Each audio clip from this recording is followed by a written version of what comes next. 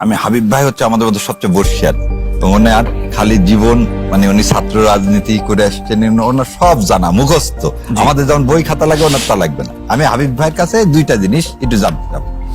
এটা হচ্ছে 75 সালে ফোর্থ অ্যামেন্ডমেন্টের পরে এই কনস্টিটিউশন সিএমএলএ রাষ্ট্রপতি হওয়ার কোনো বিধান এই কনস্টিটিউশনে নাই। 1977 সালে জাতির প্রয়োজনে, আবার বলে দিচ্ছি, জাতির প্রয়োজনে শহীদ রাষ্ট্রপতি জিয়াউর রহমান সিএমএলএ থেকে রাষ্ট্রপতি হলেন এবং জাতির প্রয়োজন সে সময় তিনি যদি না হতেন তাহলে বাংলাদেশের অস্তিত্ব নিয়ে সংকটে পড়ত। এবং ওই তৃতীয় তফসিলে সিএমএল এর শপথ রাষ্ট্রপতি হিসাবে নেবেন নাই। আচ্ছা, দ্বিতীয় কথা, 75 সালের এখানে রেফারেন্ডামের কোনো প্রবিধান নাই। বাংলাদেশের প্রথম রেফারেন্ডাম দিলেন শহীদ রাষ্ট্রপতি জিয়াউর রহমান। রেফারেন্ডামে কি ছিল? আপনি আমাকে রাষ্ট্রপতি হিসাবে গ্রহণ করেন কি করেন না। কেন এই কথাটা বললাম? বিএনপি হচ্ছে শহীদ রাষ্ট্রপতির সাথে বিএনপি নেই। সো তাহলে বিএনপি প্রথম হচ্ছে তার জন্মই হলো এই সংবিধানের আউটসাইড। এবার আসেন দ্বিতীয় জায়গায় আমি একটা ক্লিপ দেখাবো। এই ক্লিপটা দেখানোর পরে আমি আপনার এই সাইফারিয়ার সাথে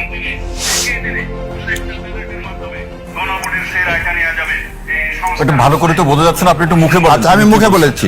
এই উনি বলতেছেন যে জুলাই সনদ বাস্তবায়ন হবে গণভোটে। আপনারা যদি দেখতে পান এই সনদের পক্ষে জনগণ আছে কিনা, হ্যাঁ অথবা না বলুন। যদি জনগণ হ্যাঁ বলে তাহলে সেই পার্লামেন্ট, সেই নির্বাচিত সংসদের প্রত্যেকটা সংসদ সদস্য আইনানুগভাবে ম্যান্ডেট প্রাপ্ত হবে এই সনদ বাস্তবায়নের জন্য। তারা বাধ্য থাকবে সেই সনদ বাস্তবায়ন। আচ্ছা, এটা কে বললেন?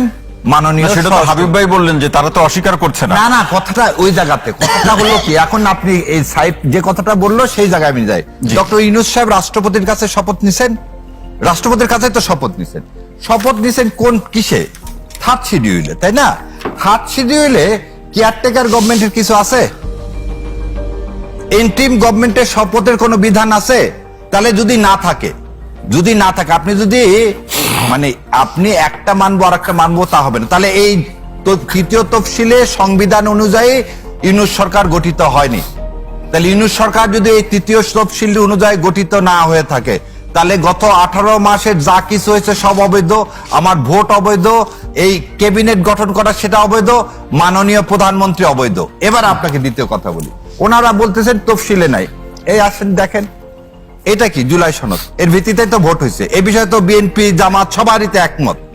এই জুলাই তফসিলের দেখেন তফসিল কি বলাস, থার্ড তফসিলের শপথ একটু বলেন মানে আচ্ছা,